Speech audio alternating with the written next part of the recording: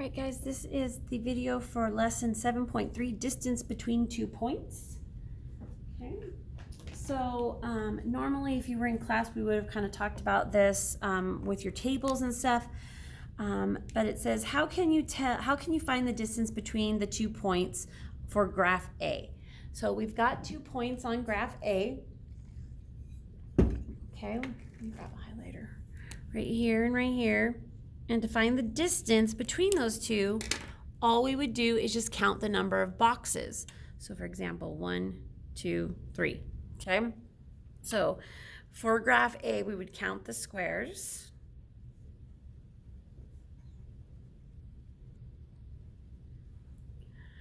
Between the 2 points.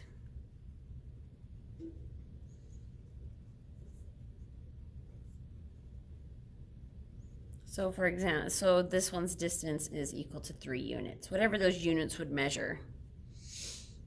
And normally it would tell us like this is inches or whatever, okay? Now to find the distance of B, okay, to find that length right there, we would create a right triangle like we've done before, right? With slope, we used to create right triangles, except that now I don't want to know what the slope is. I don't want to know how much down, how much over this line. I want to actually know the length of this line. Like, is it 7 inches? Is it 3 inches? Is it 5 feet? What is it? So I need to use the Pythagorean theorem to solve that length, because this is a right triangle. We just drew that. I know the length of this line, and I know the length of this line because I just learned how to find the length of a straight line right here. Okay, and then I can use this Pythagorean theorem to find the length of that hypotenuse right there. Okay, so we are going to create a right triangle for this one.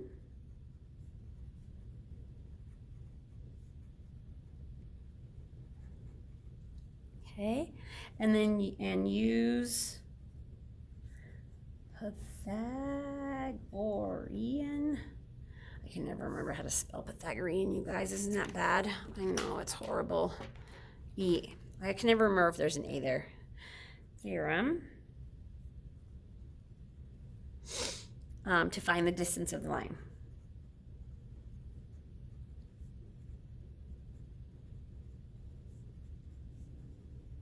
Now, you guys do not confuse the distance of this line with the slope of the line. Okay, those are two different things. The slope tells me how steep or flat that line is. I actually want to know the length of the line. Okay, that's the difference between what we were doing before and what we're doing now.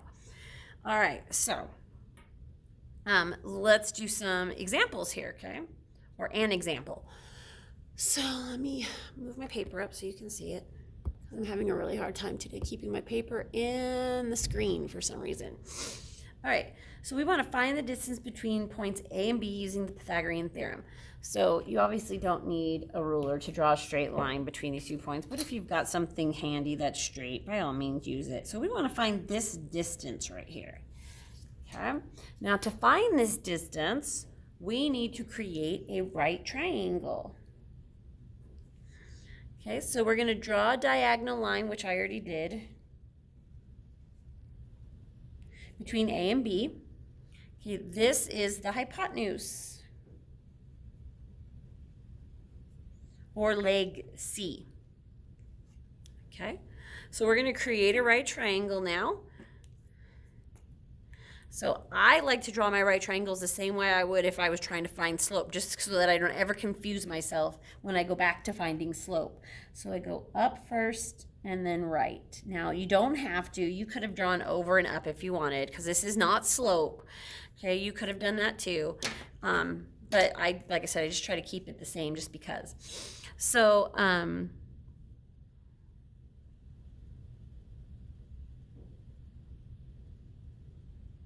okay, so what we want to do now is we want to count. This is find the slope of the line.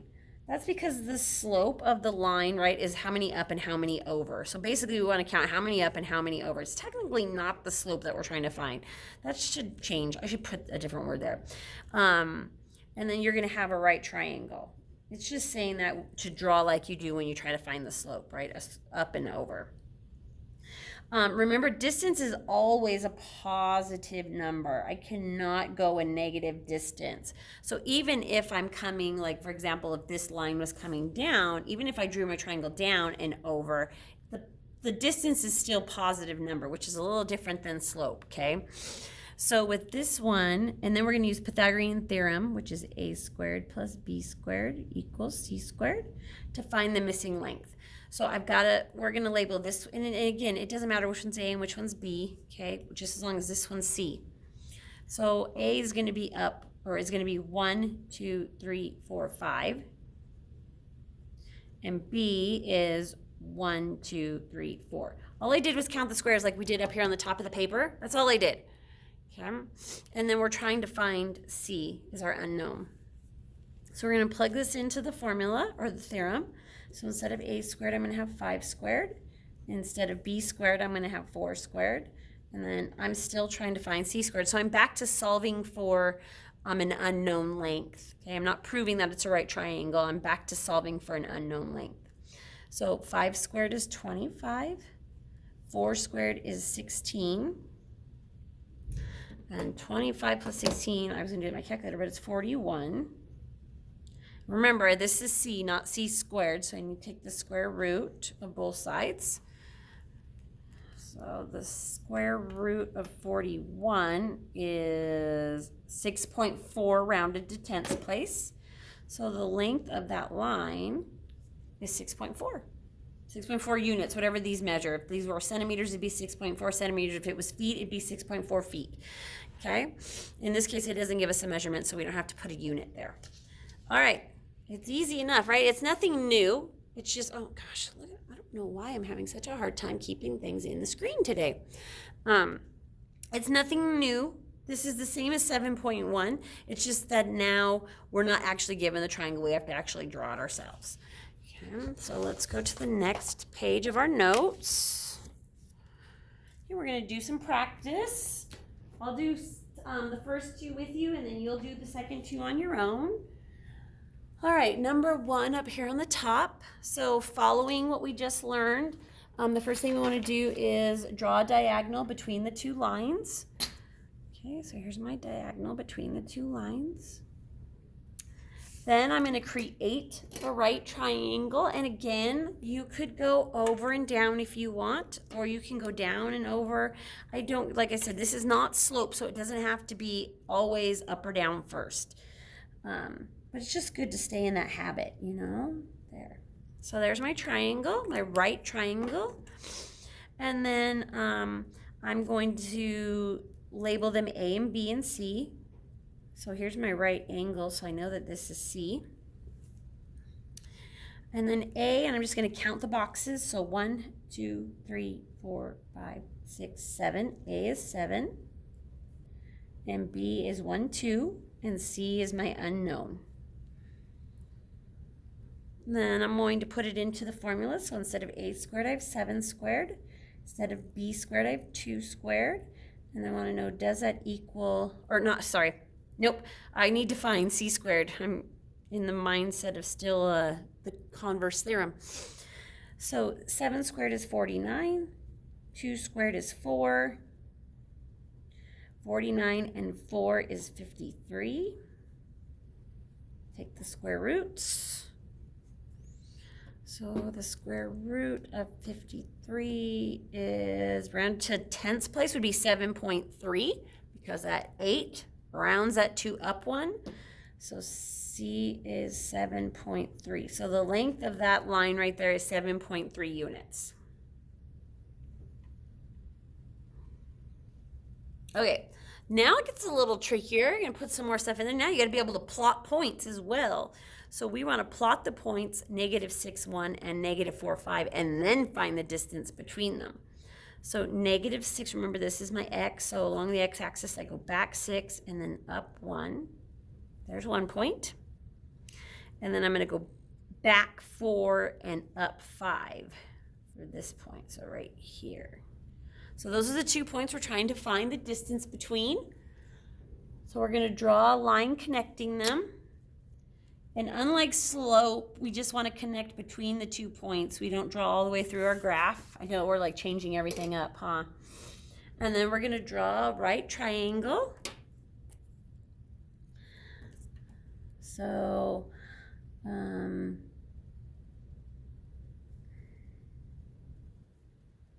why am I so confused all of a sudden? So like that. Okay. There's my right angle right there. There's my hypotenuse. That's the one I'm trying to find. That's C. And then I'll just label up here A and down here B.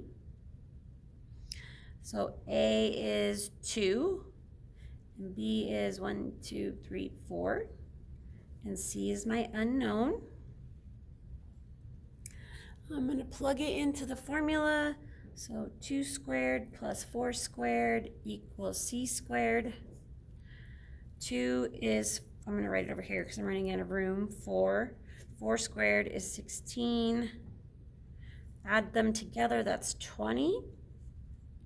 Take the square root, and the square root of 20 is rounded to tenths, 4.5, because that 7 rounds at 4 up to a 5. So C equals 4.5. Okay, so that length right there would be 4.5 units, whatever we're measuring. Okay, now you do these two. Now this one's just like this one we did up here, right? You have to plot the points. This one's a little different. It wants you to find the perimeter of the parallelogram. So you actually need to create some right triangles. I can create one. I'm going to use my highlighter so you can see it. I need to create a right triangle right here to find that length. And then right here to find that length, and then just count the length of those sides and add it together because it wants perimeter. So remember, perimeter adds all the way around, right? And so this question's a little different, so make sure you're paying attention to that. All right, thanks guys.